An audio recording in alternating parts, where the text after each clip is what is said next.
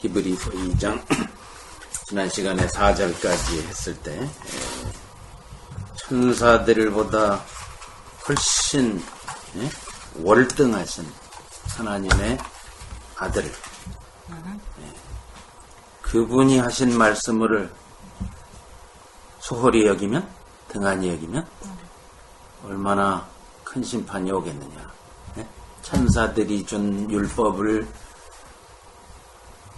듣고 순종하지 않은 이전의 구약의 이스라엘 조상들이 정당하게 보응을 받았는데, 하물며 아들을 통해서 말씀하신 큰 구원을, 이 놀라운 복음을 업신여기고 소홀히 하고 경홀히 하고 당연시하고 그럴 때 얼마나 큰 보응을 받겠느냐. 이게 이제 첫 번째 경고였었다 그랬죠. 2장 1절부터 4절이. 자, 여기 4절 다시 보면, 하나님도 표적들과 기사들과 여러 가지 능력 및 자기의 뜻을 따라 성령이 나누어 주신 것으로서 그들과 함께 증언하셨다. 처음에 말씀을 들은 사람들이 증언했고, 하나님도 성령을 통해서 여러 가지 역사로 증거하셨다. 사도행전에 우리가 본 이야기가 바로 그거죠. 성령이 어떻게 하셔서 교회들이 세워졌고 복음이 능력 있게 전파되었는가. 그 얘기가 다 나와 있는데 이미. 자, 이것이 복음이다 이것이죠. 우리가 잘 아는 복음입니다. 이미 그 복음이 얼마나 파워풀하고 놀라운지는 다 얘기했었죠. 자, 오늘 2장 5절부터입니다. 자, 이런 놀라운 하나님의 구원을 등한시 여기지 말라. 흘러 떠내려갈까? 그게 두렵다. 표류할까봐 두렵다. 그 얘기 경고를 한 다음에 곧 이어서 2장 5절이 계속되고 있죠. 자, 5절부터 봅니다. 히브리서 2장 5절부터. 하나님이 우리가 말하는 바 장차 올 세상을 천사들에게 복종하게 하심이 아니니라. 다시 천사 얘기로 또 오고 있죠. 1장 내내 천사 얘기하다가 천사가 준 말씀을 듣지 않으면은 아들을 통해서 주신 말씀과 비교도 안 되는 그 말씀을 듣고도 보응을 받았는데 하고 하면서 다시 또 천사 얘기를 또 오네요. 그죠? 자, 계속 천사 이야기가 경고 끝에 또 이어집니다. 하나님이 우리가 말하는 바 장차 올 세상을 천사들에게 복종하게 하시냐? 천사에게 줄 게 아니다. 이 세상은 앞으로 올 세상, 이 세상 앞으로 올 세상 모든 것이 천사들을 위해 있는 게 아니다. 천사들이 위해서 있는 게 아니다. 우리가 말하는가 이미 다 알고 있는 사실이다 이 말이죠. 히브리서 독자들도 이미 사도들을 통해서 사역자들을 통해서 들어왔기 때문에 이미 알고 있지 않느냐 이 말이죠. 장차 올 세상, 즉 새로운 창조 세계의 세상, 예수님이 다스리는 세상, 그 세상을 천사들에게 복종하게 하심이 아니고, 자, 그러나 누구인가가 어디에서 증언하여 이르되 하고 다시 구약성경으로 갑니다. 1장에서 몇 번 인용했었죠? 구약성경을? 7번 인용했었어요. 근데 이제 여기 경고 끝나고 나서 또 인용하기 시작합니다. 히브리서 내내 이런 식으로 구약을 갖다가 사용해서 독자들을 설득하려고 하는 시도. 이게 히브리서 내내 계속됩니다. 자, 여기 나와 있는 건 어디 있는지 아십니까? 사람이 무엇이가 이게 주께서, 이거는 뭐 복음성가 가사 내용에도 여러 번 나오고 사람들이 아주 많이 인용하는 성경 구절 중에 하나지. 어디에 나오죠? 시편 몇 편?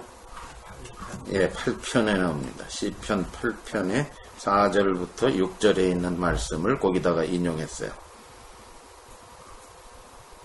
자, 사람이 무엇이기에 주께서 그를 생각하시며 인자가 무엇이기에 주께서 그를 돌보시나이까.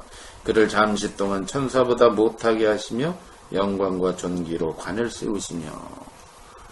이 시편 8편은 사람 하나님이 사람을 얼마나 놀랍게 창조하시고 또 사랑하시는가에 관한 얘기입니다. 원래는 이게 예수님에 관한 얘기가 아니고 사람에 관한 얘기예요. 우리 한번 시편 8편으로 가봅시다. 다윗이 그냥 지은 시예요.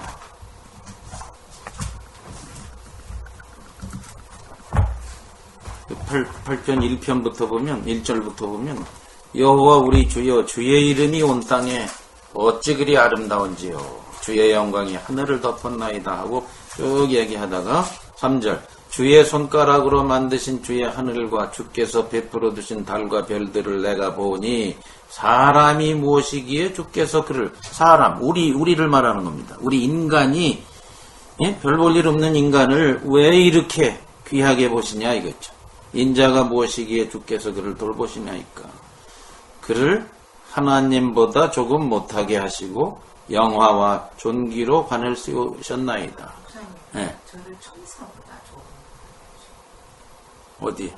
그런 거 말씀하시는 거죠. 저를 천사보다 조금 못하게 하시고. 그렇게 돼 있어요? 시편에? 그게 어떤 성경이에요? 개역 한글판이죠. 아닐 것 같은데.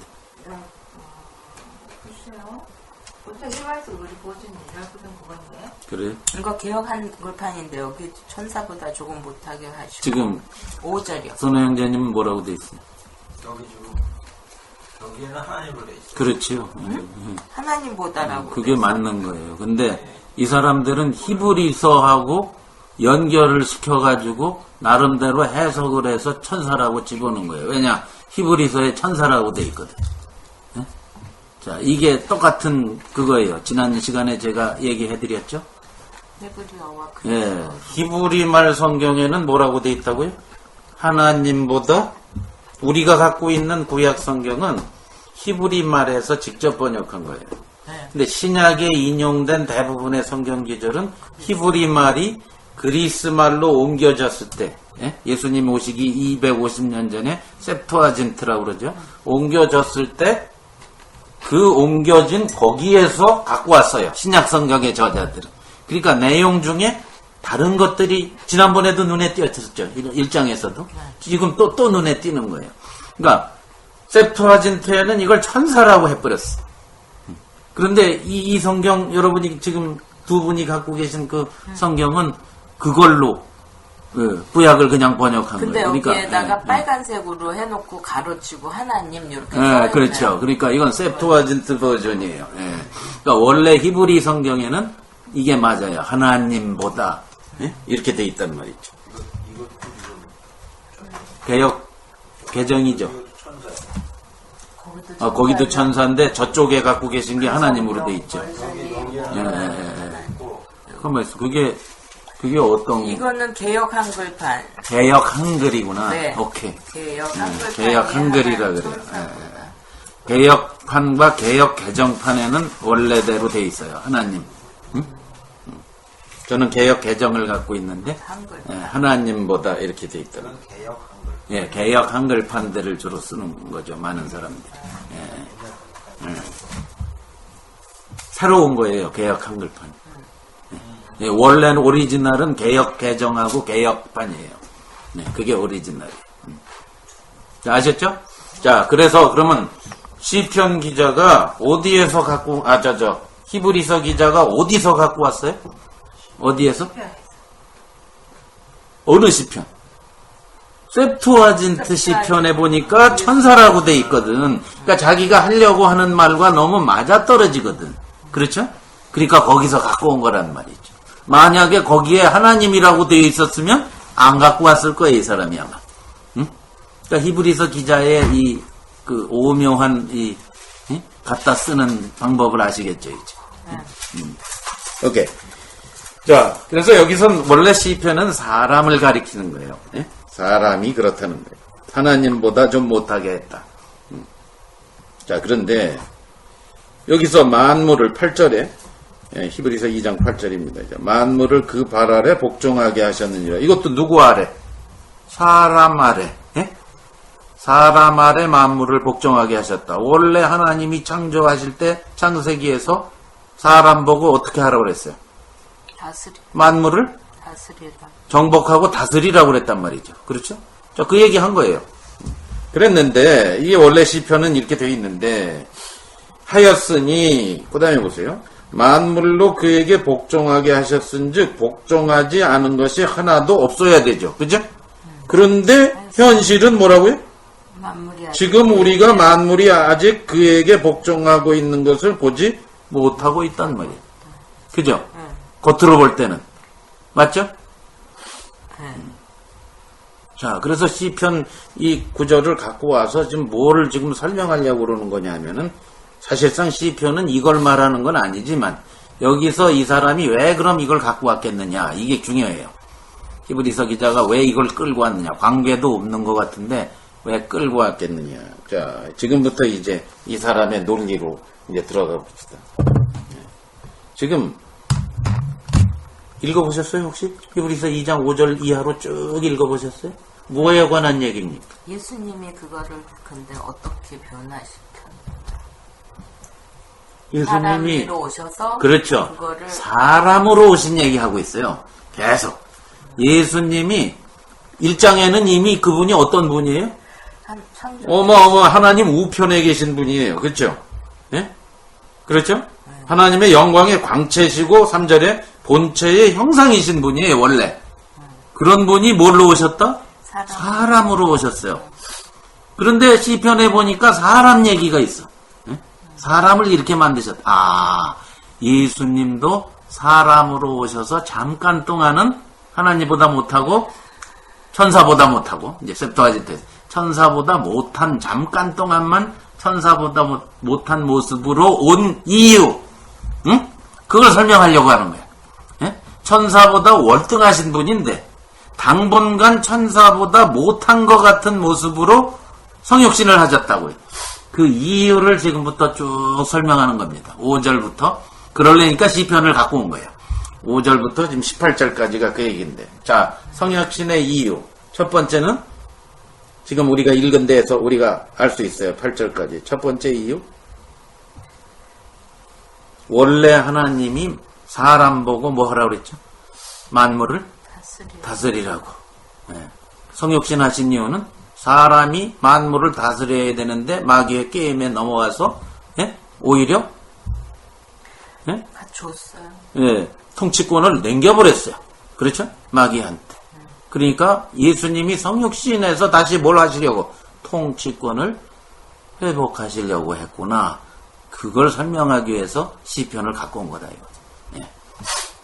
자, 통치권, 만물의 통치권을 회복하시려고. 그 다음에 이제 9절부터 쭉 보시면 읽어보셔도 알겠지만 9절부터는 또 뭐예요? 통치권의 얘기. 9절부터는 성육신 하셔서 어떻게 하셨다고요? 9절부터는 무슨 얘기예요? 예수님이 사람이 되셔서 뭐 하셨다는 거예요? 구원해서 하나님 차원으로 우리를 신원을 뭘 통해서? 고난을 통해서 뭘 통해서? 만 아들 죽음을 통해서, 그죠? 죽음을 맛보려 사람으로 오셨잖아요. 그러니까 사람과 똑같이 죽었다 이 말이에요.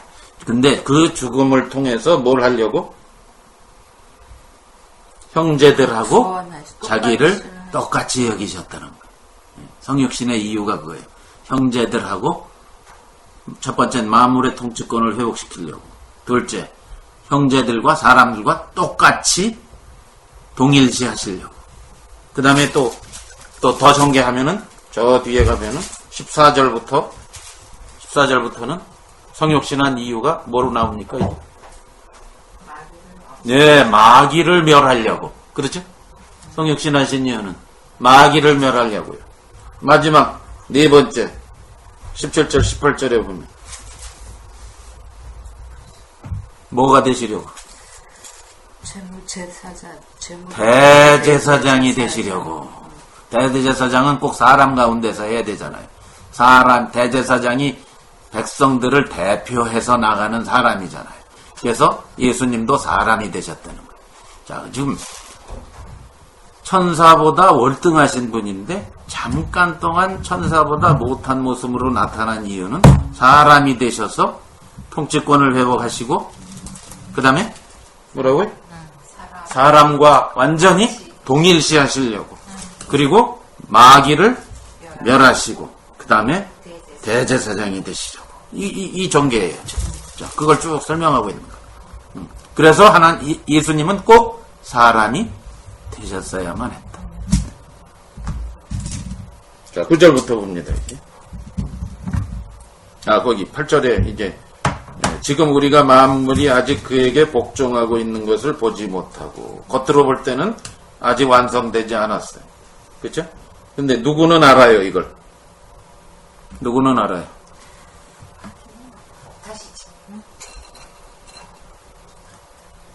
만물이 아직 사람에게 복종되고 있는 것을 보지 못했어요. 이 세상은 보지 못하고 있어요. 근데 누구는 보고 있어요?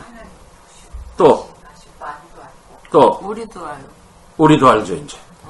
교회는 알죠. 응? 교회는 그걸 알고 있죠. 응? 자, 여기서 우리가 할 땐 교회를 얘기하는 거예요. 지금 우리가 이 말은 일반적으로 그 말이죠. 이 일반적으로 오늘날 그런 뜻일 거예요. 그래서 꼭 우리가 교회를 말하는 건 아닐 거예요. 우리 인간이 그 말이겠죠.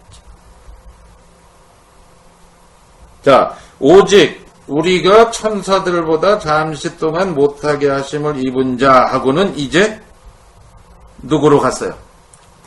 그 시편의 사람이 곧 누구다? 예수님이시다. 예수님이 사람으로 오셨다 이 말이에요. 예수님이 사람으로 오셔서 잠시 동안은 천사들보다 못하게 하심을 입은 자가 되었다 이 말이에요. 근데 그분이 어떻게 하셨다? 그분이 어떻게 하셨다? 죽음의 고난을 받으심으로 말미암아 영광과 존귀로 관을 쓰신 예수가 되었다 이 말이에요. 예? 성육신 하셨어? 누구랑 동일시하셨다? 사람과 동일시하셨다. 사람이 되셨다. 왜? 사람만 죽음의 고난을 받거든요. 예? 하나님은 죽지 않지만 절대 하나님은 죽으실 수 없죠. 근데 사람의 문제를 해결하려고 사람과 동일시. 이걸 영어로 identify 한다. 그 말 하죠. identify 한다. 동일시한다. 이게 복음의 첫 번째입니다. 복음의 첫 번째는 뭐죠? 성육신, 십자가, 예? 부활, 승천, 성령의 교회. 이거죠. 이게 복음의 전체인데 시작이 어디서부터요? 성육신. 성육신. 그분이 이 과정을 다 거친 게 복음의 완성이란 말이죠. 그러니까 첫 번째 단추가 뭐예요? 성육신을 해야 돼요. 사람이 꼭 되셔야 돼요. 그래서 뭐까지 하셔야 돼요? 죽음의 고난을 꼭 받으셔야 돼요. 그리고 부활하셔야 돼요. 어디까지 해야 사람과 동일시하는 거예요? 죽어보기까지 해야죠. 사람의 마지막이 죽음이잖아요. 그렇죠? 죄 지은 인간의 마지막은 죽음입니다. 거기까지 가야 돼. 그래서 죽으신 거예요. 만약에 사람으로 성육신까지 하시고 그냥 하늘로 올라가셨다, 승천하셨다. 그러면 동일시는 반밖에 이루어지지 않는 거죠. 그래서 죽음이 여기 꼭 들어가야 되고 이제 십자가가 나오는 거죠. 죽음이 엄청 중요한 복음의 두 번째 단계죠. 성육신, 그 다음에 죽음입니다. 자, 그래서 죽음을 절대로 실패로 얘기하지 않고 성경은 승리라고 얘기하는 거예요. 죽음이 없으면 절대로 뭐가 안 돼요? 인간이 회복이 안 됩니다. 예수님이 오셔서 꼭 죽으셔야만 사람과 동일시해야 그 사람도 예수님으로 올라타고 예수님과 함께 하나님 우편에 앉아 있을 수가 있어요. 만약에 예수님이 죽지 않고 그냥 가버리면 인간은 거기 올라탈 수가 없어요. 이해가 되시죠? 예. 자, 그래서 십자가를 골로새서에도 십자가로 승리하셨다 이런 표현을 쓰는 거예요. 근데 이 세상 사람들은 전부 십자가가 실패라고 그럽니다. 뭐 하나님의 아들이 와서 뭐 좀 사는 듯 하다가 젊은 나이에 죽었다. 실패다. 문선명이도 십자가에서 죽어서 실패했다. 뭐 인간의 눈으로는 전부 실패로 보입니다. 십자가의 도가 믿지 않는 자들에게는 어떻게 보인다? 고린도전서 미련하게 보인다. 아주 바보스럽게 보인다. 그런데 복음 하나님 쪽에서 보면 어마어마한 사람과 동일시하시며 사람을 하나님 위치까지 올려주시려고 하는 놀라운, 그러니까 그래서 여기 뭐로 표현했어요? 죽음의 고난으로 받으심으로 말미암아 어떻게 하셨다? 영광과 존귀로 관을 쓰셨다. 앞에서는 하나님 우편에 앉으셨다. 이런 표현을 썼죠. 필수 과정이다. 고난과 영광은 불가분의 관계입니다. 하나님의 눈에서. 그러니까 십자가와 부활이 하나입니다. 하나님 눈으로. 근데 우리는 십자가 그러면 실패로 보이고 인간은 괴로운 걸로 보이고 끝난 걸로 보이고 억울한 걸로 보이고 그게 십자가죠. 죽음이죠. 자, 이게 동일시하셨다. 자, 이를 행하심은 하나님의 은혜로 말미암아 모든 사람을 위하여 여기 나오네요. 죽음을 모든 사람을 위하여 뭘 맛봐요? 죽음을 테이스트, 죽음을 경험하셨다. 죽음을 맛보려 하십니다. 하나님의 은혜다 이것이지. 사람은 꿈도 못 꾸는, 생각도 못하는, 자격도 없는 그걸 하나님 쪽에서 하셨다. 그래서 하나님의 은혜라고, 그레이스라고 부르는 거다. 그럴 필요 없는 분이 오셔서 죽음을 맛보시고 경험까지 하셨다. 왜? 그래야만 인간과 동일시하실 수 있습니다. 자, 이 동일시라는 말을 오늘 꼭 기억해야 이따가 이제 그 동일시가 얼마나 대단한 건가를, 우리는 하나님이 인간과 동일시했을 때 그 결과가 뭐로 나타난 걸 알아야 돼. 하나님의 아들이 인간과 동일시해서 성육신하시고 죽음까지 맛보신 이것은 곧 뭐를 하기 위한 목적이에요? 하나님의 목적. 그게 뭐예요? 인간으로 하여금 예수님과 동일시할 수 있는 길을 열어주거든. 이해하세요? 하나님 우편에 앉게 해. 그렇죠. 하늘에 앉히려고. 예? 부활해서 하나님 우편에 앉히려고. 그러니까 하나님 아들이 인간과 동일시한 이유는 인간으로 하여금 하나님의 아들과 동일시, 공동 상속자가 되게 하기 위해서. 자, 이 동일시라는 말을 굉장히, 동일시라는 말은 우리가 예수님과 똑같다라는 말이 아니에요. 예? 그럼 우리가 신이란 말이에요? 하나님이란 말이에요? 그런 뜻이 아니고 하나님이 우리를 그렇게 인정했다라는 말이에요. 응? 우리가 신격화됐다라는 뜻은 절대 아닙니다. 예. 그건 이단들이 하는 얘기입니다. 우리가 뭐가 될 수 있다. 마치 불교 믿는 사람이 불교 믿으면 부처가 될 수 있다 하는 말을, 그 이론을 어디로 갖고 오냐면 우리가 신이 될 수 있다. 그건 이단입니다. 우린 신이 될 수 없습니다. 그러나 하나님이 자신과 우리를 동일시하십니다. 자, 이 놀라운 이 축복인데, 자 이제 11절로 갑니다. 자 10절로 갑니다. 그러므로 만물이 그를 위하고 또한 그로 말미암은 이가 많은 아들들을 이끌어 영광에 들어가게 하시는 일에 그들의 구원의 창시자, 예수님이죠. 구원의 창시자를 고난을 통하여 온전하게 하심이 합당하도다. 구원의 창시자인 하나님의 아들을 고난을 통하여 온전하게 하심이 합당하도다. 합당이 무슨 뜻인 줄 아시죠? 합당이 무슨 뜻이에요? 예, 딱 들어맞다. 정확하게 그 뜻이에요. 피딩 그런 뜻인데 딱 들어맞는다. 근데 그게 딱 들어맞아요? 인간의 머리로 그게 딱 들어맞습니까? 아니요. 아니지요. 우리 머리로는 그게 어떻게 딱 들어맞는 일인가? 근데 누구한테 딱 들어맞는다는 거야? 하나님께 딱 들어맞는 이론이라는 거야. 이 논리는 사람은 이해가 안 가는 논리인데 하나님의 논리로는 딱 들어맞는다 이거예요. 하나님께는 합당하다. 이게 바로 여호와 하나님이, 우리 하나님 아버지가 이 세상의 소위 신이라고 주장하는 모든 신, 모든 종교와 구별되는 지점입니다. 이 세상의 모든 신은 어떤 줄 아시죠? 작은 이상의 별의별 신이 다 있는데 모든 신은 어떤 신입니까?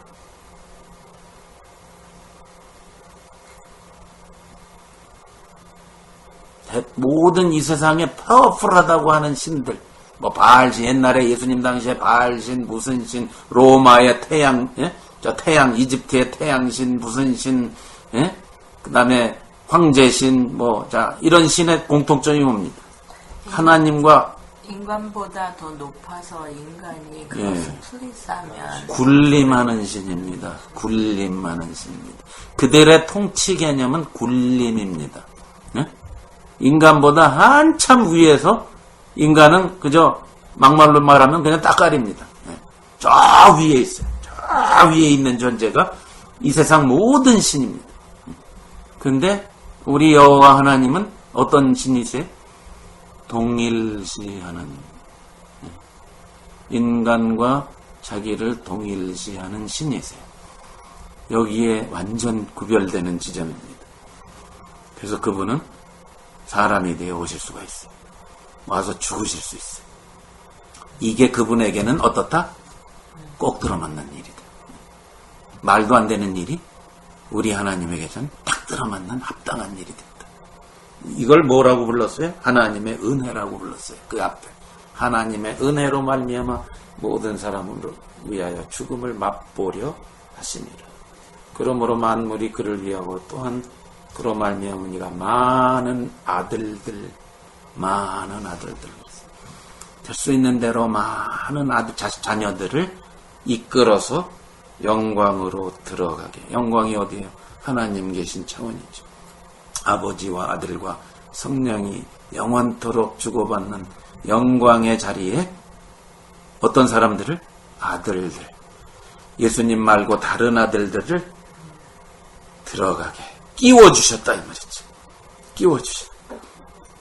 아버지 하나님의 차원 속에 들어갈 수 있는 길을 열어주셨다. 그러기 위해서 구원의 창시자인 그분을 고난을 통하여 온전하게 하시는 게 그분에게는 합당한 일이다. 딱 들어만 하나님의 논리에 딱 맞습니다. 우리는 그 논리 때문에 구원도 받고 영광에도 들어가게 된 거죠. 절대로 우리의 어떤 공식과 우리의 이론과 우리의 논리를 가지고는 절대로 하나님 앞에 갈 수가 없습니다. 근데 하나님의 이 논리가 우리를 완전히 하나님 옆자리로 인도했다 이것이죠. 이것이 하나님께 합당하다. 사실상 이스라엘이 기대하던 메시아의 역할이 이거였어요. 그거 아세요? 옛날 구약의 이스라엘이 메시아가 와서 어떻게 해주기를, 자기들을 영광의 자리에 데려가 주기를. 근데 그들이 몰랐던 게 뭡니까? 사람으로 오셔서 하나님에게 합당한 것은 메시아가 와서, 그들의 생각에 하나님께 합당한 게 뭐예요? 메시아가 와서 로마도 때려 엎고 전부 나쁜 놈들 다 전부 죽여버리고 뭐예요? 이스라엘 사람들만 딱 다윗 왕처럼 다스려 주신 이런 왕으로 오는 걸 꿈꾸고 있었어요. 그들도 영광의 자리로 들어가고 싶어 했어요. 그들이 기대하던 메시아였어요. 이스라엘이. 그런데 그들이 몰랐던 건 뭐냐? 하나님의 방법은 사람과 동일시하는 방법이었다.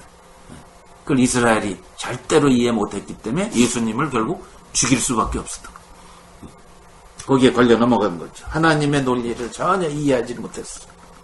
근데 이 히브리서 기자는 이것이 합당하다라고 지금 히브리 사람들한테 얘기하는 거예요. 히브리 크리스천들한테. 이것이 합당한 것이다.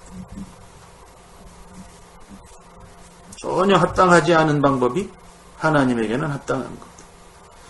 왜냐하면, 그 다음에 이제 11절이에요. 왜냐하면, 왜 이게 합당한 줄 아느냐? 왜 이게 말도 안 되는 것이 합당하다라고 그러는 줄 아느냐? 거룩하게 하시는 이와 거룩하게 함을 입은 자, 거룩하게 하시는 이는 예수님, 거룩하게 함을 입은 자들은 많은 아들들 위에, 그죠? 우리들이 다 어디에서 났다? 한 DNA가 같다. 하나님이 원래부터 한 DNA도 많은 아들들을 원하신다. 하나님은 종부리시거나 그냥 백성을 다스리시거나 이런 차원이 아니고 누굴 원하신다? 자녀들을 원하신다. 그 자녀들은 누구랑 뭐가 같아야 돼요? 생명이 같아야 될 거 아니에요. 그러니까 어디에서 나와야 돼요? 한 근원에서 나와야 돼요. 뿌리가 같아야 돼요. 콩 심은 데 콩 나고 팥 심은 데 팥 나고 하나님의 아들이 심으면 하나님의 자녀들이 나와야 돼. 하나님의 생명이 심어지면 하나님 자녀들이 나와야 되죠. 그래 그 얘기예요. 거룩하게 하시는 자와 거룩함을 입은 자들이 한 샘물에서 나온다. 한 근원에서 난지다. 그래서 뭐라고 부르신다 우리를? 형제라. 그리고 예수님을 맏아들이라고 자꾸 부르는 이유가 거기에 있다. 하나님이 우리도 예수님과 똑같이 여기십니다. 형제로 자매로 여기십니다. 그것을 전혀 부끄러워하시지 않는다. 덜 떨어진 사람으로 보면은 부끄러워하실 텐데. 그렇잖아요. 우리가 내 가족이 좀 부끄러운 짓을 하면 부끄럽게 여길 수 있잖아요. 근데 우리 하나님은 자기 자녀들을 절대로 부끄러워하시지 않는다. 왜? 예수님을 보고 그 안에 같이 있는 모든 사람들은 동일시하신다. 예수님이 우리와 자신을 동일시하시기 때문에 아버지께서 우리를 동일시하십니다. 구원이라는 것은 이같이 큰 구원, 아까 그랬는데 지난 시간에 바로 이걸 얘기합니다. 영광에 들어가는 것이고 하나님과 아들과 한 근원의 생명을 공유하는 것이다. 그래서 하나님은 절대로 우리를 부끄러워하시지 않는다.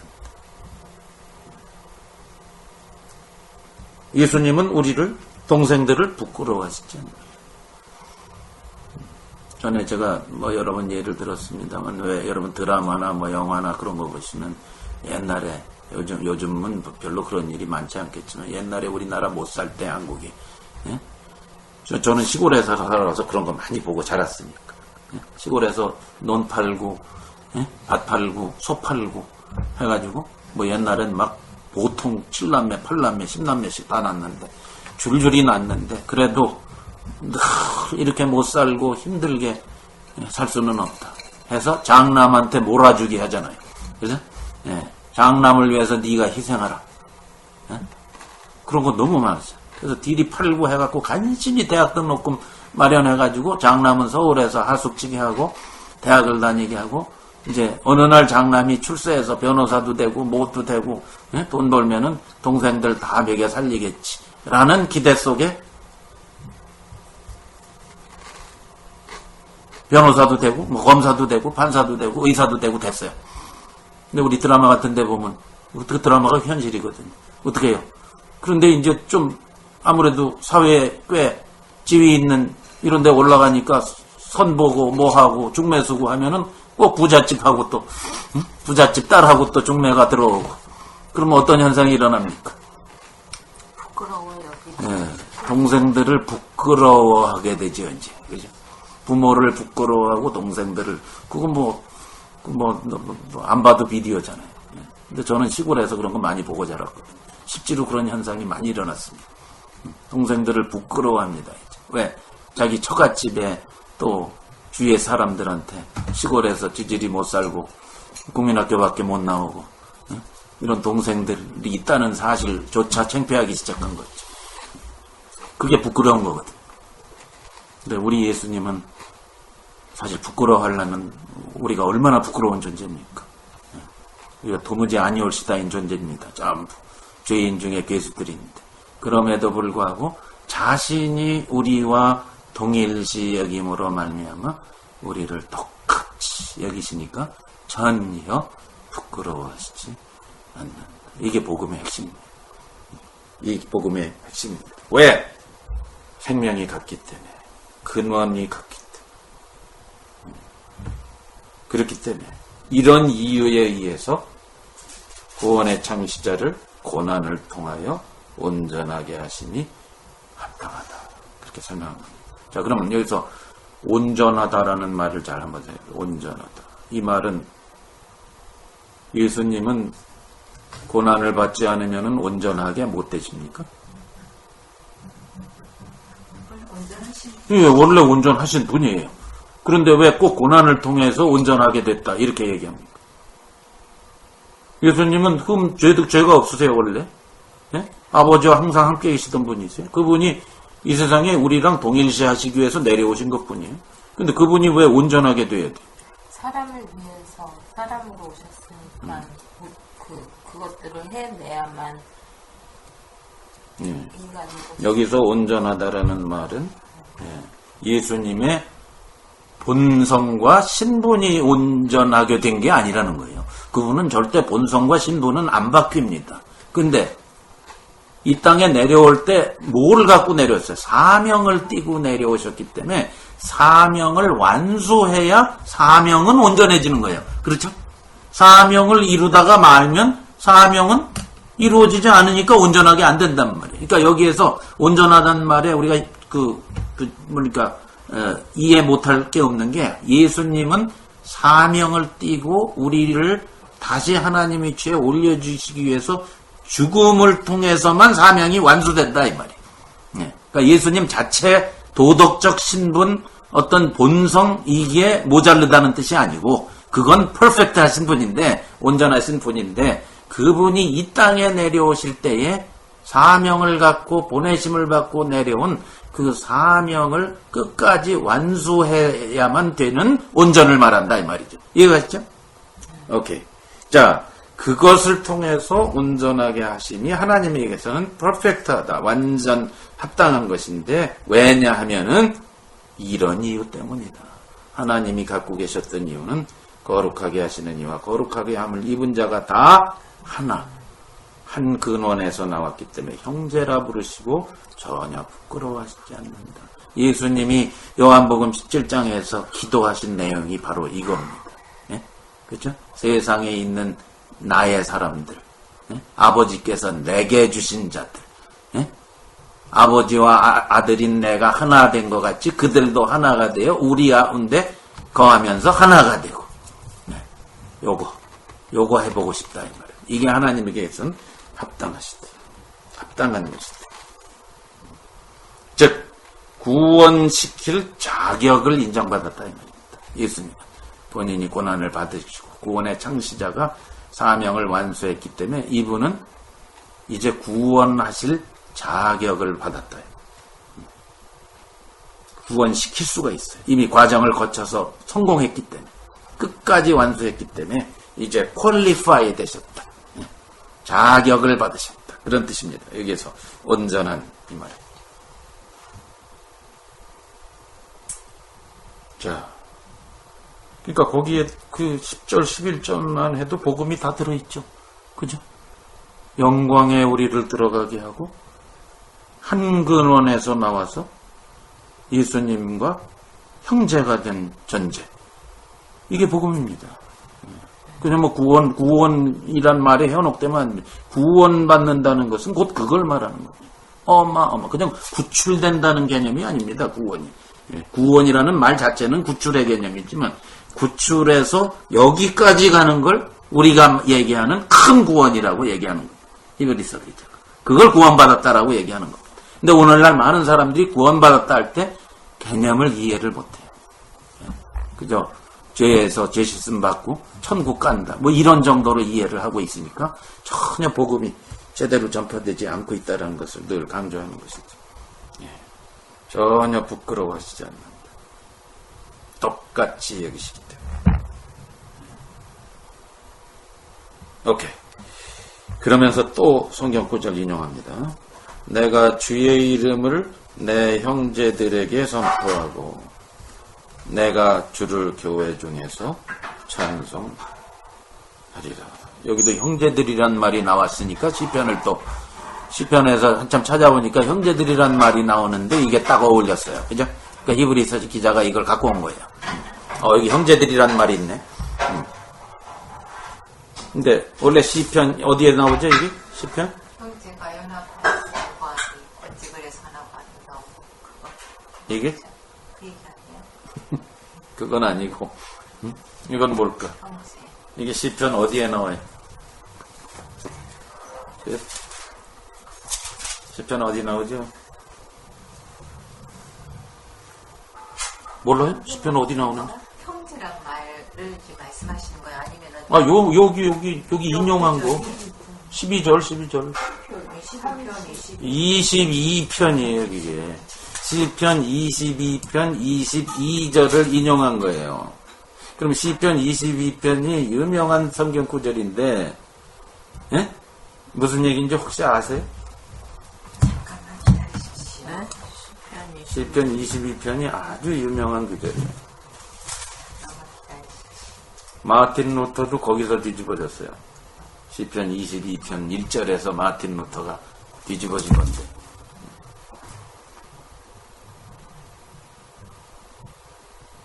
내 하나님은 어찌 나를 버리셨나이까.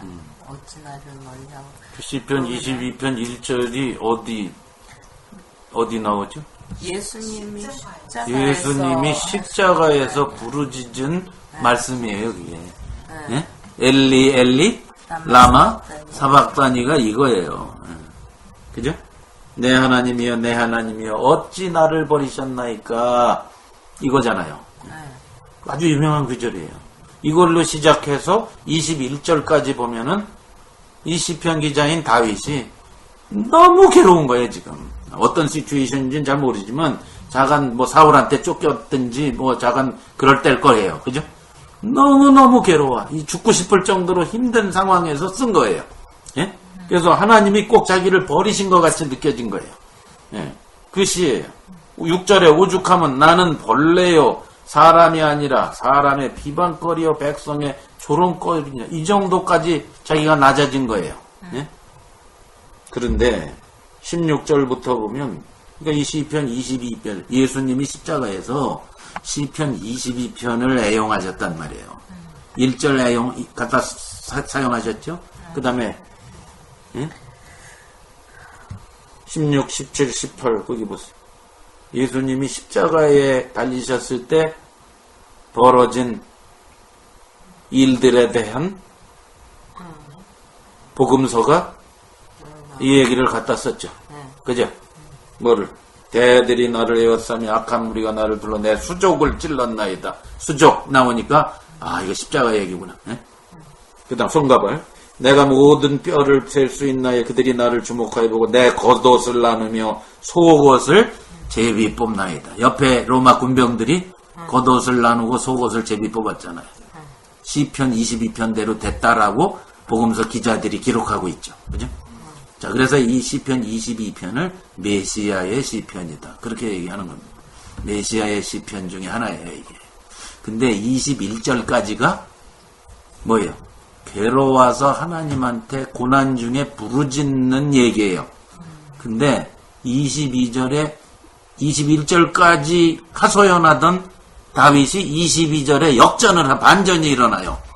22절에 뭐라고 돼 있어요? 내가 주의 이름을 형제에게 선포하고 회중 가운데 주를 자 역전되죠. 지금 반전이 일어났어요. 그죠? 방금 전까지 뭐예요? 예?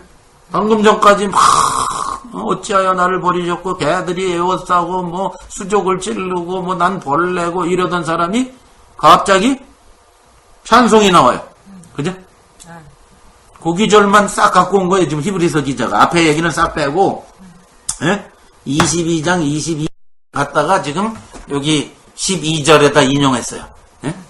내가 주의 이름을 내 형제들에게 선포하고 내가 주를 교회 중에서 찬송하리라. 뭘 얘기하려고 그랬을까요? 그 형제들이란 말이 나오니까 갖고 온 건데 지금 앞에 얘기와 어떻게 연결이 돼요? 이 성경 구절이.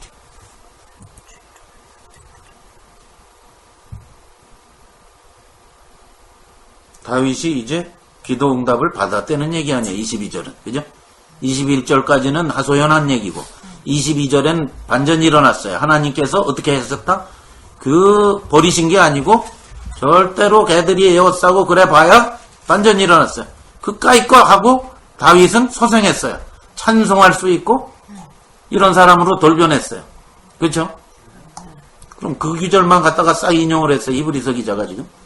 그러니까 이미 이제 우리가 예수님과 같이 되었다. 그렇지요. 그 얘기를 하려고 그래요. 앞에 계속 동일시한 얘기를 쓰다가 이 구절을 갖고 온 거예요. 봐라, 다윗의 고백처럼 우리도 어떻다? 반전이 일어났던 거예요. 우리 죄인들도 예수님과 동일시한 이 은혜로 말미암아 우리도 이제 여기 나와 있는 형제들에게 선포하고 교회 중에 찬송하는 이런 것처럼 우리 운명도 이렇게 예수님과 동일시 되었다. 그래 놓고 그 밑에 이사야를 인용하고 이사야서 8장 10절 내가 그를 의지하고 이 말도 뭐냐면 이사야서 8장에서 갖고 온 거거든요. 이사야 8장의 내용이 뭐냐면 아시리아가 쳐들어와 가지고 완전히 하나님이 이스라엘이 하도 하나님께 불순종하니까 우상 섬기고 옆에 큰 대제국인 아시리아를 쳐들어와서 완전히 아하스 왕 때 완전히 이스라엘을 그냥 작살내시는 이런 심판을 벌이는 가운데 이사야가 부르짖은 거예요. 이거는 이사야가 그런 중에도 아시리아 쳐들어와도 뭐 한다는 거예요. 내가 하나님을 의지하리라라고 한 이사야의 기도예요. 이게 이걸 또 인용을 했어요. 그러니까 반전이 일어난다는 거예요. 반전. 예수 그리스도가 자신의 형제들에게 반전을 일으키신다. 자기와 동일시 여기십니다.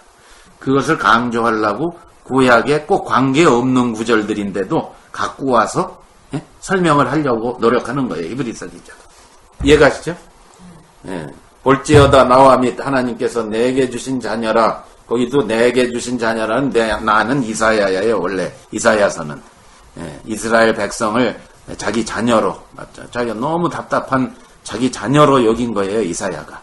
근데 여기에서 예수님을 가리키는 것처럼 히브리서 기자가 사용한 거다 이 말이에요. 이해가시죠?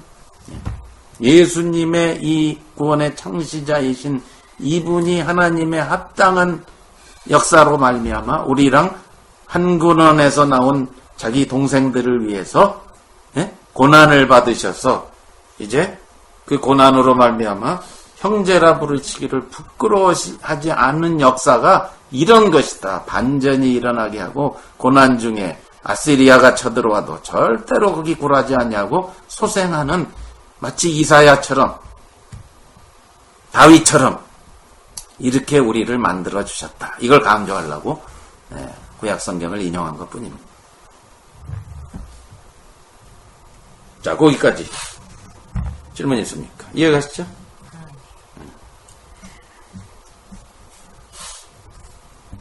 형제로 여기셨다. 우리가 동생들이다. 예수님의 동생들입니다.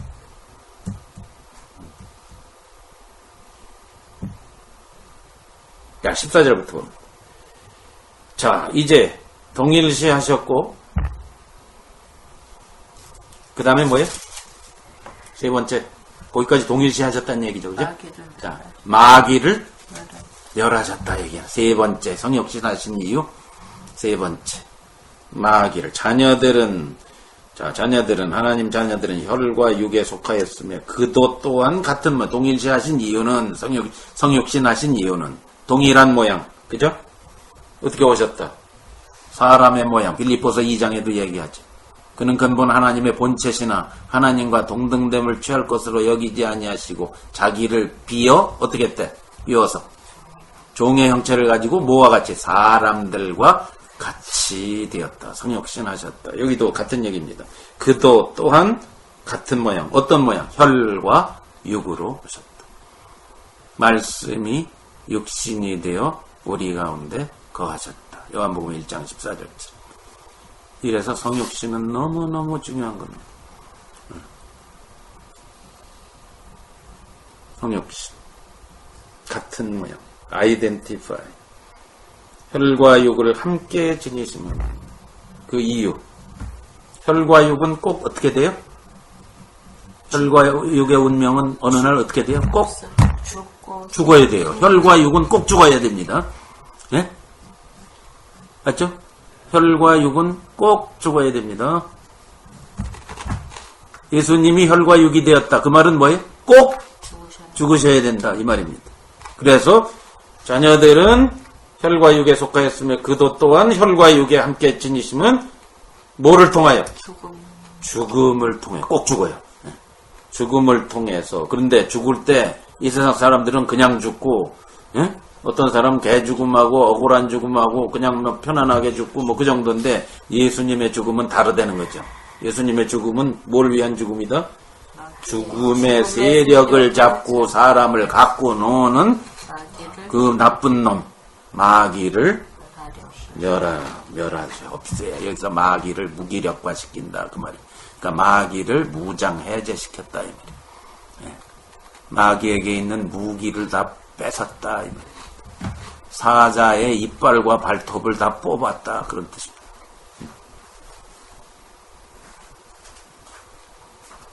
무기력해졌다 이 말이에요.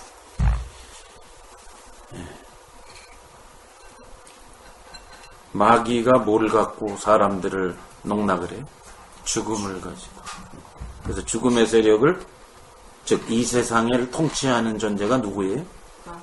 마귀라고 되어 있죠. 죽음을 무기 삼아서 인간을 계속 괴롭히는 거죠.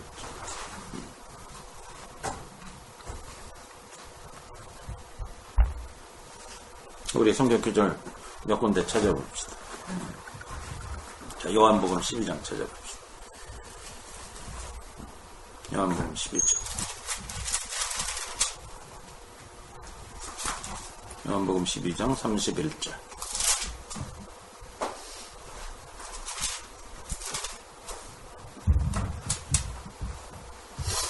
예수님이 하신 말씀이에요. 사람들한테. 이제 이 세상에 대한 심판이 이르렀으니 어떻다? 이 세상의 임금이 쫓겨나는 게 이게 그 말이에요. 세상의 임금 그랬죠? 네? 죽음을 가지고 세상 사람들을 농락하는 존재가 세상의 임금이죠. 마귀죠. 또 13장에도 보면 14장에도 보면 14장 30절 거기도 보면 예수님이 말씀하십니다. 이후에는 내가 너희와 말을 많이 하지 아니하리니 이 세상의 임금이 오겠습니다. 십자가로 온다는 거예요. 이후에 곧 십자가에 달릴 때 누가 온다? 이 세상의 임금이 와서 어떻게 한다? 근데 그는 내게 관계할 것이다. 그 무슨 말이에요? 그가 오는 것은 예수님 죽이러 오는 게 아니고 뭐예요? 죽으러 오는 거예요. 망하러 오는다 그 말이에요. 이 세상 임금은 십자가에서 처리됐어요. 적어도 누가 볼 땐, 우리가 볼 때, 세상이 볼 때는 아직도 누가? 마귀가 통치하고 있어요. 이 세상은 마귀에 휘하여 있어요. 그러나 하나님의 영역 속에 사는 교회는 마귀의 통치를 받지 않아요. 왜? 마귀를 멸하셨기 때문에. 이게 복음이에요. 이게 복음. 자, 죽음을 갖고 사람 장난질을 해요. 늘.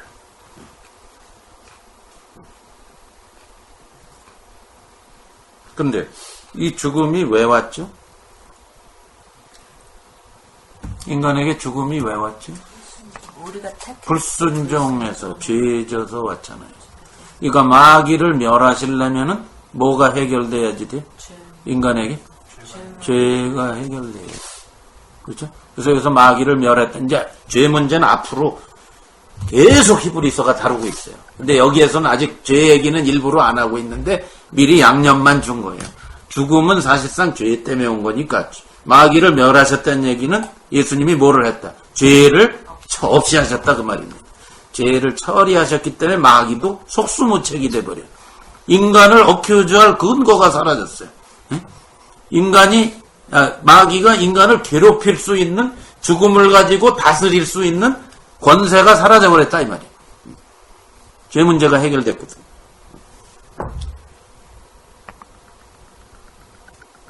마귀를 멸하셨다. 무장하셨다. 이건 골로새서 2장 15절에도 나오고 요한계시록에도 나오고 성경의 아주 핵심 메시지입니다. 마귀를 멸하셨다. 십자가에서 예수님의 죽음은 마귀를 멸하셨답니다. 또 죽기를 무서워함으로 한평생 매여 종노릇하는 모든 자들을 놓아주려. 마귀를 없애신 동시에 마귀가 갖고 노는 그 죽음 때문에 늘 뭐예요? 종노릇해. 그렇죠. 인간은 죽음 때문에 늘 공포 분위기에 살아야 돼. 그러니까 그걸 갖고 노는 놈이 있는데 그게 마귀다. 그래서 죽기를 무서워하니까 일생에 매여서 종노릇을. 근데 예수님이 죽음을 십자가에서 죽여버리셨기 때문에 그 죽음을 갖고 장난질하는 마귀까지도 없애버리셨기 때문에 그 사실을 알고 그 복음을 아는 사람은 죽음 때문에 일생에 매여서 종노릇할 필요가 없어졌죠. 그게 우리입니다. 우리는 이 한평생 사는 게 다가 아니기 때문에 종노릇 안 합니다. 그런데 이 세상 모든 사람들은 죽으면 끝난다고 보기 때문에 종노릇할 수밖에 없습니다. 어떻게 해서든지 여기에서 일확천금을 노리고. 이번에 뭐 복권 역사상 최고 금액 올라갔다고 난리잖아요. 3명이 당첨됐더라고요. 그 3명이 나눠가서 이거 5억 불씩 나눠갖는 건데 한국에서는 6천억 원인데 근데 물론 이제 세금 다 떼고 보니까 한 3천억 원, 2,500억, 3천억 원을 어마어마한 돈을 그러면 부러워한다고요 사람들. 예. 근데 그 사람도 결국 일생에 매여 종노릇하는 사람이라면 그거 가지고 결코 행복할 수 없어요. 테네시의 커플은 나이도 꽤 든 사람들 50대인가 그렇던데 TV에도 나오고 요새 왜냐면 그 사람은 딱 당첨된 다음 날로 가가지고 돈 달라고 그래가지고 다른 사람들 2명은 아직 안 나타났어요. 근데 이 사람은 딱 나타나가지고 돈 주세요 하고 나타나 TV에 인터뷰하고 난리 하다 났어. 어떻게 똑같은 분들 이렇게 하나 찍으네요. 거기에서는 찍어내는 건 하나지만 이 사람들이 자기가 고르는 거예요. 무슨 얘기인지 아시죠? 찍어낼 때는 하나밖에 안 나올 수가 있지만 자기가 생년월일 해서 맞추는 거예요. 6개 번호를. 그래서 happen to be 3명이 똑같은 번호를 자기네가 원한 거예요. 컴퓨터는 하나밖에 안 내보내나요? 컴퓨터는 하나밖에 안 내보내든지 아예 안 내보내든지 할 수 있죠. 랜덤으로 할 때는 하나만 나오겠죠? 하나만 나오죠. 랜덤은 절대 2개 안 나오죠. 그러니까 이제 본인이 정했기 때문에 이번에 이제 사실 다 자기가 가질 줄 알고 기뻐했겠지만 셋이 이제 나누게 됐는데 처음에는 아마 딱 보고 이 사람들이 와 1조 그 어마운트가 1조 8천억 원 그렇겠죠. 그때보다 더 많잖아요. 근데 내가 얘기하고자 하는 건 뭐냐. 그렇게 됐다 이거예요. 좋다 이거예요. 그래서 당분간 행복하고 해피하고 신나고 지금 부부가 TV 막 나와서 쇼에 나와서 떠들고 벌써 그러고 있어요. 네. 그런데 그 사람도 역시 일생에 매여 종노릇하게 되는 사람이기 때문에 앞으로 돈 흥청망청 써봐야 결국 죽음의 지배를 받기 때문에 그 가운데서밖에는 못 산다 이 말이죠. 이브리서 기자는 뭐예요? 놓아주려 함이라 뭐예요? 이 땅에서 살면서 죽음에서 노인 상태로 얼마든지 살 수 있게 하셨다 이겁니다. 이게 복음이라는 것이죠. 누구도 죽음에서 피할 수 없지만 그러나 하루를 살아도 죽음의 공포와 관계없이 살 수 있는 사람들이 있는데 노임을 받은 사람들이다. 셀린 디온의 남편이 죽었는데 엊그저께? 아니 나이 차가 많이 나요. 예. 나이 차가 26살 차이에요. 남편하고 셀린 디온. 그런데 재미난 게 셀린 디온의 오빠도 어저께 죽었어. 이틀 상관으로. 똑같은 암으로. 이 혀암으로. 하여튼 남편하고 자기 오빠가 암이 똑같아. 혀 이쪽 암이 있죠. 똑같은 암에 걸려서 죽었는데 어쨌든 어쨌든 죽어요. 봐요. 이렇게 죽어요. 해방될 사람 한 명도 없어. 그 남편이 유언 비슷하게 하기를 항상 평소에 셀린 디온한테 나는 죽을 때 당신의 한테 안겨서 죽고 싶다. 무지 사랑했나 봐요, 저. 그래서 셀린 디온이 그 약속 꼭 들어주겠다, 바빠도. 하고 이제 품에 안겨서 죽었다는 거죠. 그래서 품에 안겨 죽으면 행복한가? 응? 우리가 사고로 죽으나, 품에 안아 죽으나, 병상에서 죽으나, 응? 혼자 죽으나, 여러 사람이 보는 앞에서 죽으나, 다른가? 죽는데. 여기서 말하는 그 죽음은 그 근본적인 죽음을 얘기하는 거예요. 결국은 인간은 그 죽음이라는 족쇄, 그것에 꽉 묶여서, 결코 해방될 수 없다, 이것이지. 그걸 누가 갖고 논다? 마귀가.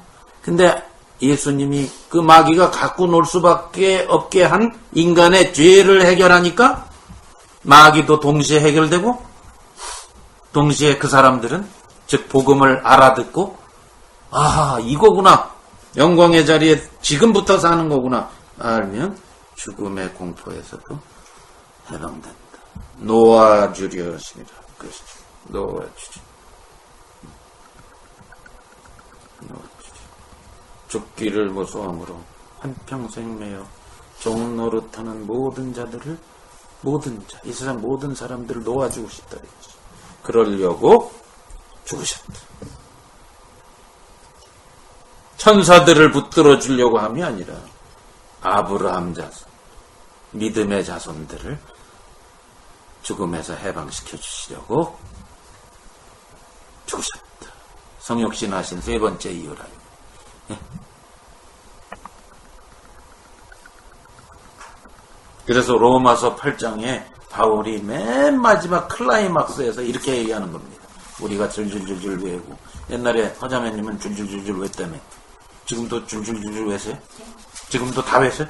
로마서 8장? 응? 오케이. 그러면 맨 뒤에 뭐라고 돼 있어?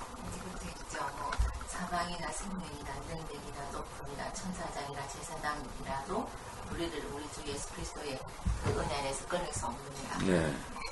그 말이 맨 마지막이에요. 그거 얘기하는. 내가 확신하노니 뭐라고요? 사망이나 다른 모든 것 어떤 것이나 우리를 주 예수 그리스도 안에 있는 하나님의 사랑에서 끊을 수 없다. 왜냐? 그분이 주 예수 그리스도께서 뭘 하셨습니까? 십자가에서 죽음을 멸하셨어요. 마귀를 멸하시고 끝내셨기 때문에 바울은 확신을 하게 됐다. 이거 갖고 우리가 사는 거죠. 지금 담대하게 살 수 있는 거죠. 죽음에 직면될 때 뭐 인간이니까 당분간 두려워할 수 있을지 몰라도 곧 우리는 복음을 갖고 담대하게 이겨낼 수가 있다. 예.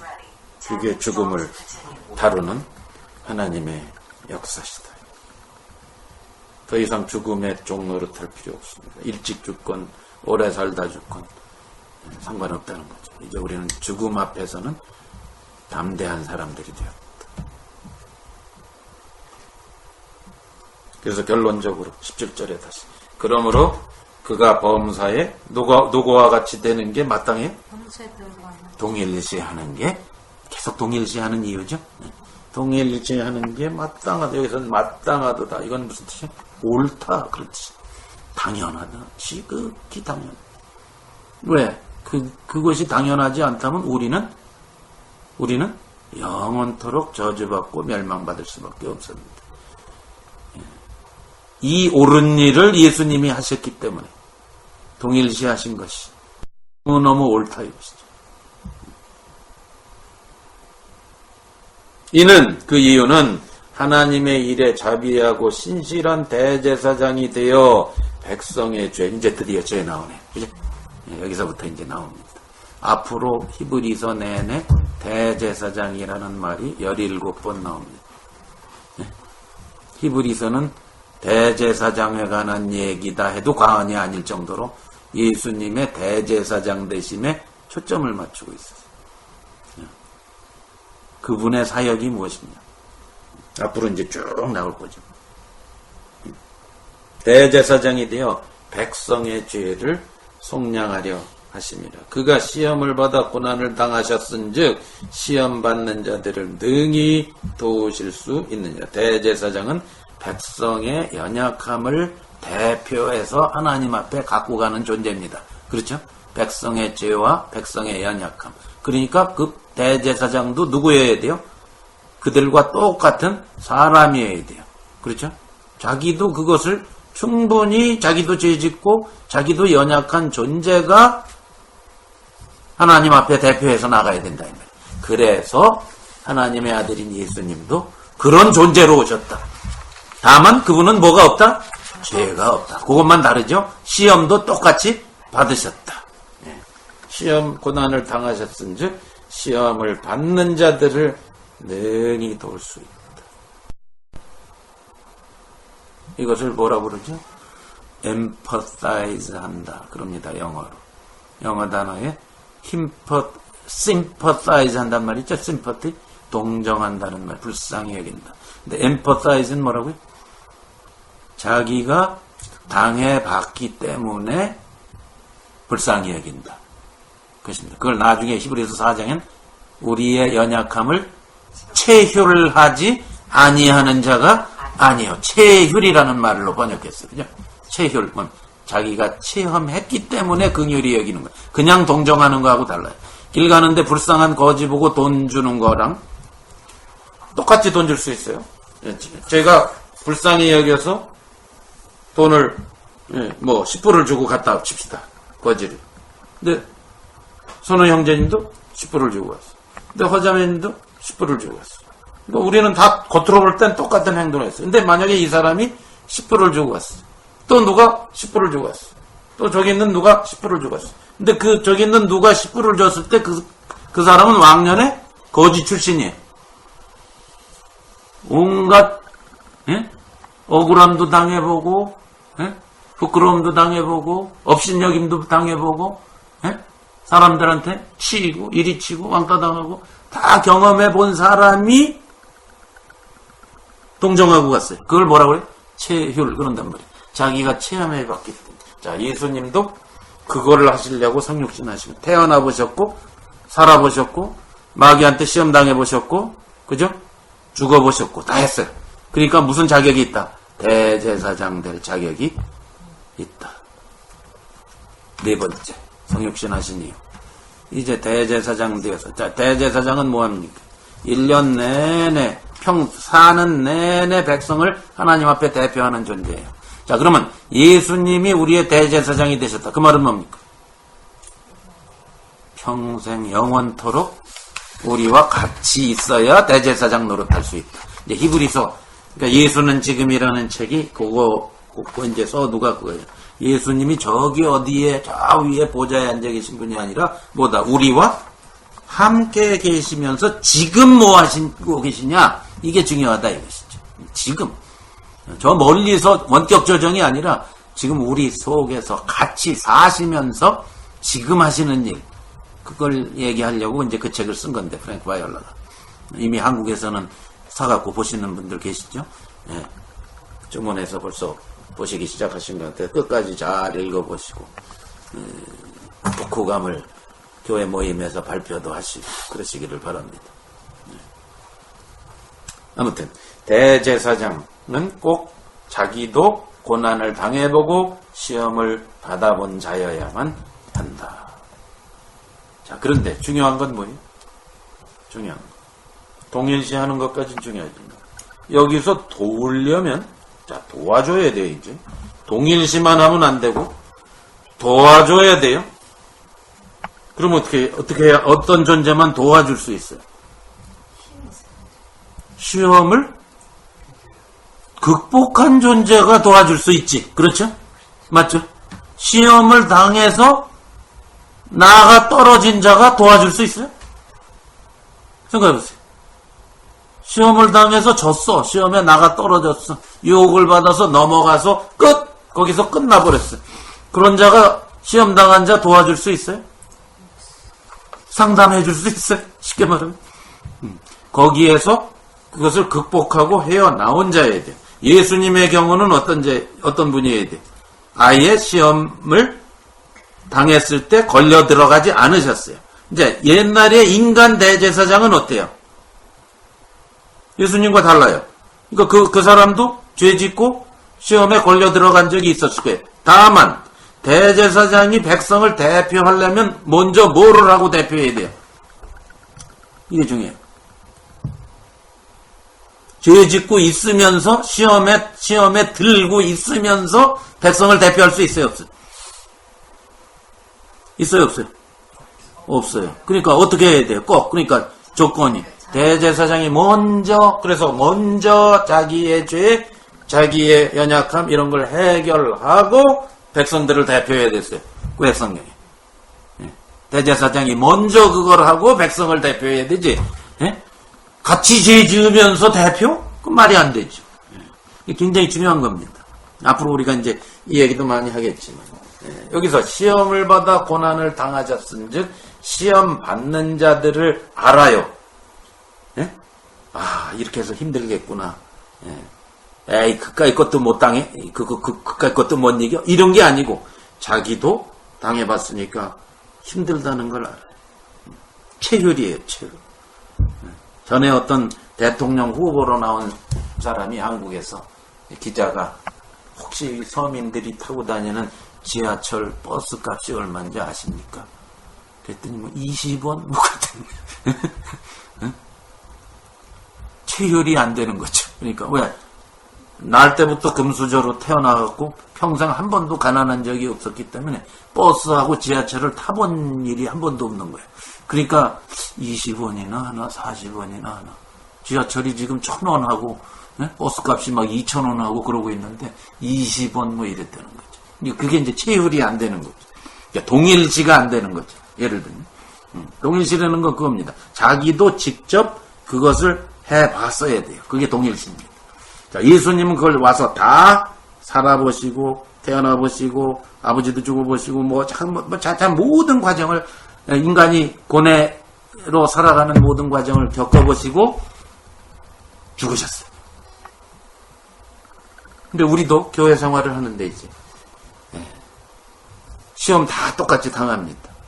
종류만 다르고 상황만 다르지 우리가 다 당하고 어떨 땐 걸려 넘어지고 회개하고 돌아오고 그 다음에 이기다가 또 걸려 넘어지면 다시 회개하고 그 다음에 또 극복하고 이런 과정을 우리가 누구나 다 걸치죠. 그렇죠? 체혈입니다. 그게 체혈입니다. 다만 조건은 극복하고 이기고 돌아오고 그것을 한 자만 도와줄 수 있다 이 말이죠. 마찬가지예요. 우리도 교회 안에서요. 마찬가지입니다.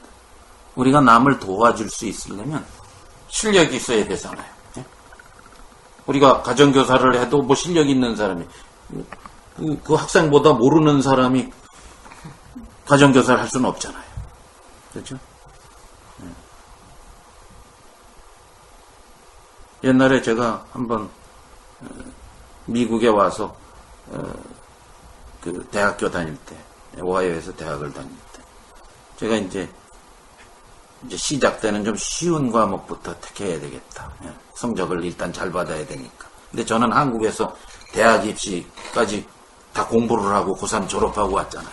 그러니까 뭐 수학 이제 이런 거 미적분 뭐 이런 거 다 풀고 그런 거 다 열심히 공부하고 왔는데 제가 택한 코스가 뭐 삼각함수인가 뭐 이렇게 쉬운 거였어요. 미적분 차원이 아니라 좀 쉬운 걸로부터 여기서 A 받고 이제 출발하려고 딱 택했는데 교수가 디리다 헤매는 거예요. 틀리고 답을 풀다가 틀리고 그럼 내가 가르쳐주면은 또 고치고 이제 한 학기 내내 이제 제가 잘난 척을 이제 나중에 공학년 올라가니까 이제 힘들더만 저학년 때는 제가 막 교수를 가르쳐주면서 했거든요. 그거 말이 안 되는 시츄에이션 아닙니까? 마찬가지로 우리도 마찬가지 다 체휼하고 다 경험하고 다 고통 속에서 우리가 같이 신앙생활을 합니다. 그러나 이 교회가 상향으로 하향 평준화가 아니라 상향 평준화가 되려면은 마치 초등학생끼리 모여가지고 같이 공부해봐야 맨날 수준이 거기지만 누군가 거기에 고학년이 들어와서 수준을 높여줄 수 있듯이 교회도 그런 같이 출발했지만 누군가는 더 그리스도를 더 경험하고 앞장서고 이런 사람들이 상향 표준으로 올려줘야 돼요. 네? 초대교회는 이제 그런 사람들을 장로다 이렇게 이제 부른 거거든요. 임명한 거거든요. 그러니까 너나 나나 맨날 똑같은 수준에서 우리가 교회 생활을 하다 보면은 맨날 교회는 거기서 거기입니다. 자, 그러니까 우리가 여기서 중요한 게 극복하고 이겨내고 예수님의 말씀을 그대로 한번 순종해보고 인내하고 긍휼하고 온유하고 용서하고 용납하고 사랑하고 잘 안 되죠. 이게 모두가 똑같이 출발합니다. 우리는 다 잘 안 돼, 죄인들이라. 그러나 복음을 더 깊이 알고 더 그것에 사로잡혀 보고 그것을 살아보려고 발버둥 치고 해서 이게 조금 되네. 이게 뭐 자기 능력으로 된 게 아니라 하나님 은혜로 된 걸 또 알고 겸손하게 또 살아보고 이렇게 극복하고 이겨내고 실수하면 또 회개하고 올라오고 이러는 충분한 교회 생활의 경험 속에서 정말 신앙의 연장자처럼 교인들을 앞장서서 이끌 수 있는 사람들이 나와줘야 이게 교회가 복음으로 살아갈 수가 있다 이것입니다. 근데 우리는 종종 어떻게 합니까? 에이, 인간은 어쩔 수 없어. 이렇게 핑계를 대요, 이제. 선악과 따먹은 인간은 어쩔 수가 없어. 선악과 따먹었는데, 죽기 전까지는 우리가 몰라. 요즘 이런 복음이 굉장히 만연되어 있는 거 아시죠? 여러분, 제도권 교회나 유기적인 교회나 마찬가지입니다. 인간은 어차피 어쩔 수가 없어. 안 되는 거야.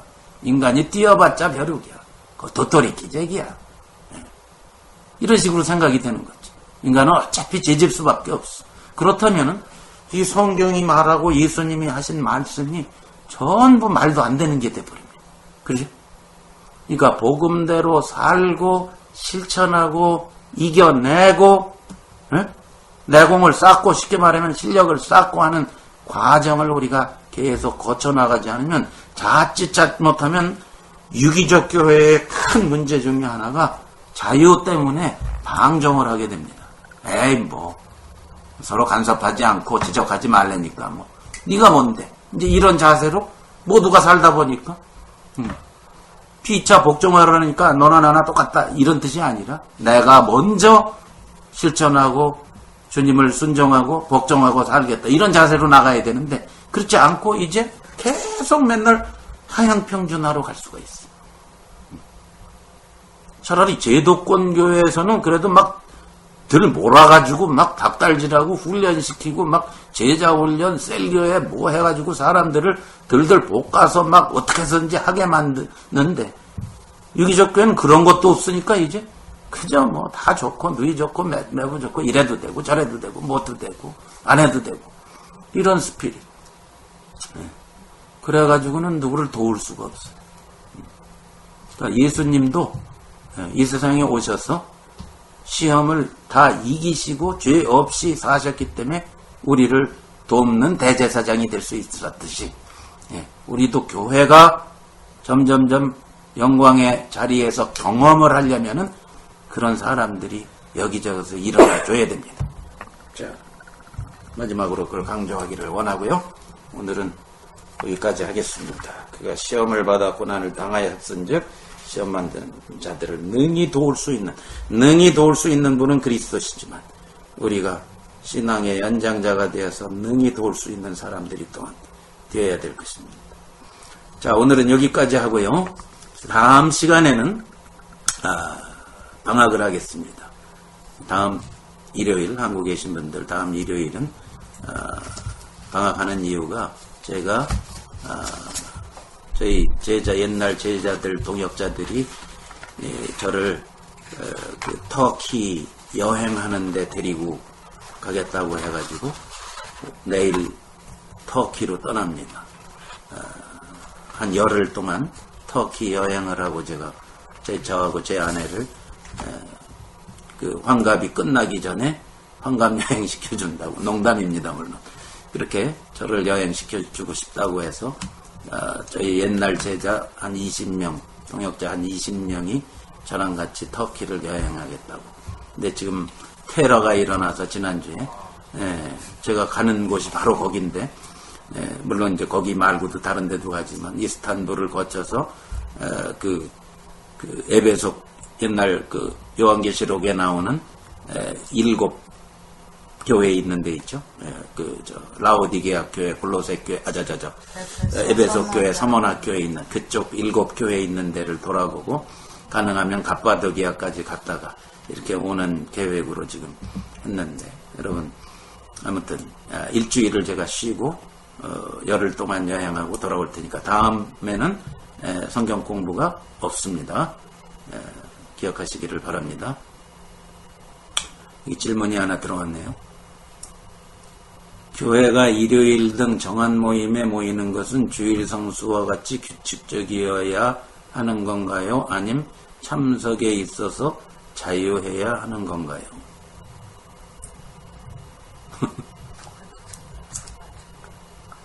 교회가 일요일 등 정한 모임에 모이는 것은 주일 성수와 같이 규칙적이어야 하는 건가요?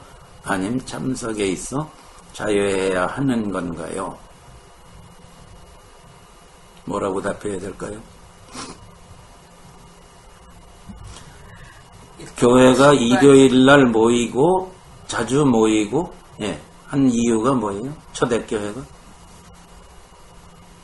무슨 모임이었어요?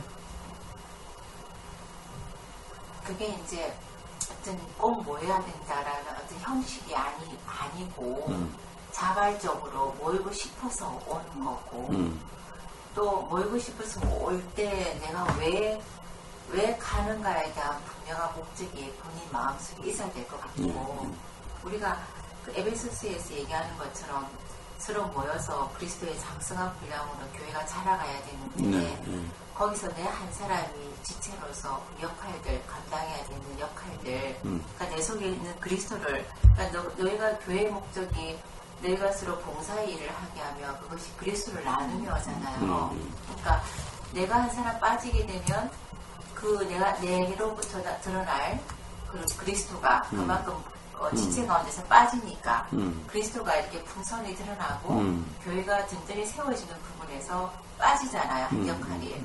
그러니까 내가 왜 가는가에 대한 분명한 인식, 교회의 궁극적인 목적이 뭔가, 교회가 뭔가에 대한 분명한 인식이 되어진다면 자발적으로 그 모임을 사모하게 되는 거죠.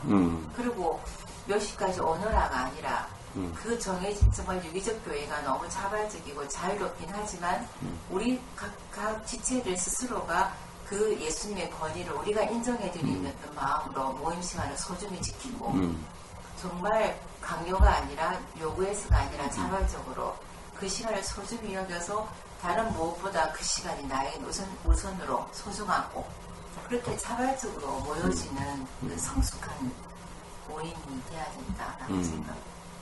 오케이. 뭐 하실 얘기 있었어요? 아니 비슷한데요. 아니 그러니까 그 질문 잠깐 생각해 보니까 이게 모임이라고 하는 거는 우리들이 함께 교제하는 거잖아요. 그리스도로 교제하는 거. 그러니까 교제를 하려면 어떠한 우리가 식구들도 식사를 할 때 아니면 어떤 모임 속에서 저녁 시간, 아침 시간 뭐 이런 식으로 대강에 그러니까 어떤 정해져 있는 언제라고 그건 좀 필요한 것 같은 게 각자의 삶 속에서 그거를 서로 알아서 그거를 이제 만날 수 있고 규칙적으로 계속해서 할 수 있으니까 그게 참 필요한 것 같다라는 생각이 들고 거기서 꼭 출석을 해야 되나요? 뭐 그런 질문은 참석에 있어서 자유해야 하는 건가요? 그거는 자유롭다라고 자발적인 거죠, 그렇죠? 자유로운 거지만 특별한 이유가 없다면 정말 우리가 하나 교제하고 하나로 그런 것이 목적으로 그러니까 왜 모이는가? 나는 또 거기에 어떠한 일원인가에 따라서 그 답은 나오게 되는 거죠. 근데 무슨 일이 특별히 있다면 못 나와도 못 올 수도 익스큐즈가 되는 거죠. 자, 그러니까 지금 두 분이 얘기를 참 잘해 주셨는데 제가 보기엔 뭐 답이 다 나온 것 같은데 주일 성수라는 건 존재하지 않지만 사실은 교회 모임은 가족 모임이고 두 분이 다 얘기한 것 같아요. 근데 가족 모임이라는 건 약속에 의해서 하는 것이지 어떤 룰에 의해서 하는 게 아닙니다. 지금 우리가 성경 공부도 이 성경 공부 이것도 교회 모임인데 자 만약에 성경 공부를 아무 때나 합시다. 만약 그랬어요 우리가 만약 이래 보죠. 우리가 지금 여기 시간으로 토요일 날 8시 한국은 뭐 일요일 날 아침 10시에 합시다라고 우리가 약속을 한 거지 이게 무슨 법도 아니고 룰도 아닙니다. 약속입니다. 약속을 했는데 이런 약속이 없이 만약에 아무 때나 옵시다. 그러면 우리 선우 형제님은 24시간 365일을 문을 열고 계셔야 돼요. 아무 때나니까.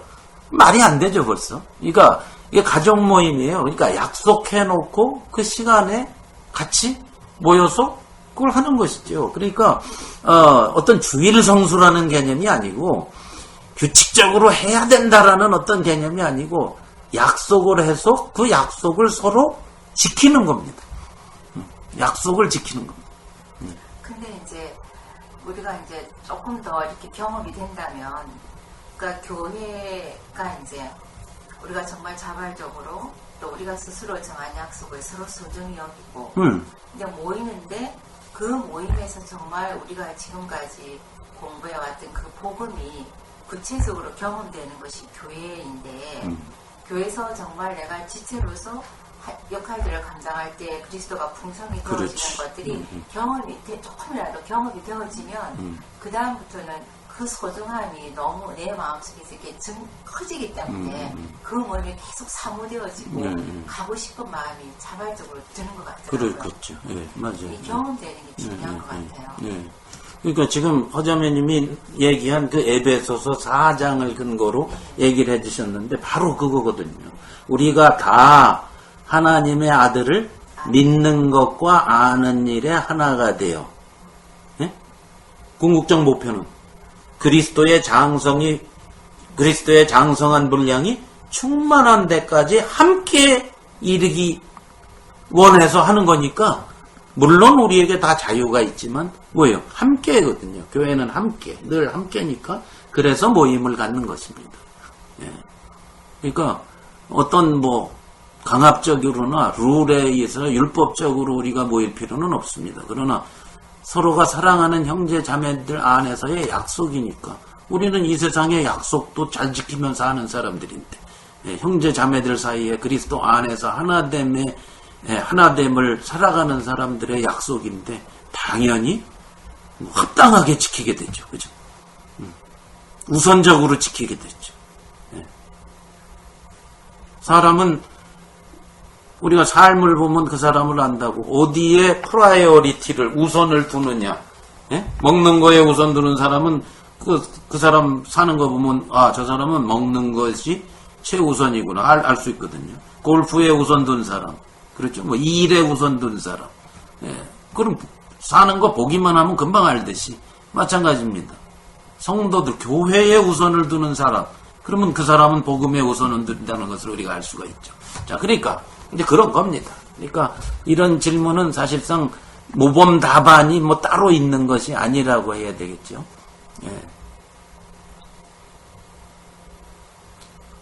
지금 권정규 형제님이 질문했는데 이게 아마 다른 분이 권 형제님한테 질문을 하는 건가 봐요. 그래서 아마 여기에서 확실한 답을 얘기해 주길 바라는 것 같은데 예. 좋습니다. 자, 그러니까 다음 시간은 우리 방송이 없다는 점을 기억해 주시기를 바랍니다. 오늘은 여기까지 하겠습니다.